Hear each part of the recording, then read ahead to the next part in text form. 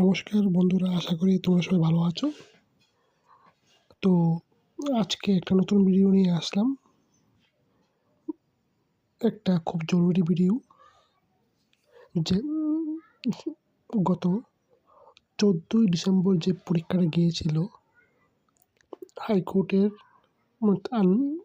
অর্থাৎ ফ্যামিলি কোর্টের যে পরীক্ষাটা গিয়েছিল গ্রুপ সিতে, ওইটার কাট অফ মার্কস নিয়ে আজকে আমি ভিডিওটা করছি। দেখো,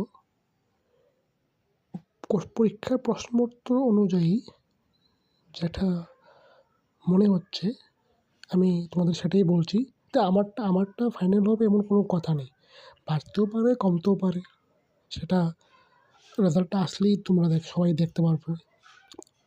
তো আমি যা একটা অ্যানালাইসিস করেছি সেই অনুযায়ী আমি ভিডিওটা বানাচ্ছি। আমার কোশ্চেন পেপার দেখে বা যতটুকু বুঝে যতটুকু অ্যানালাইসিস করেছি সেই অনুযায়ী আমি তোমাদের কাট অফ মার্কটা বলছি।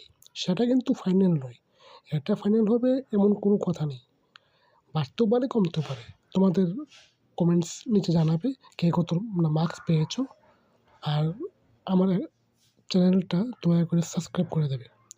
তোমরা কে কত স্কোর করতে পেরেছো সেটা অবশ্যই জানাবে। দেখো, তাহলে আমি আসল কথাতে আসি। তো যা আমি অ্যানালাইসিস করে বুঝতে পারলাম, ইউআরের যে কাট অফ মার্কসটা, এটা হবে 55 to 60। ভালো করে শুনে নাও, 55 to 60 ইউআরের ক্ষেত্রে, অর্থাৎ জেনারেল।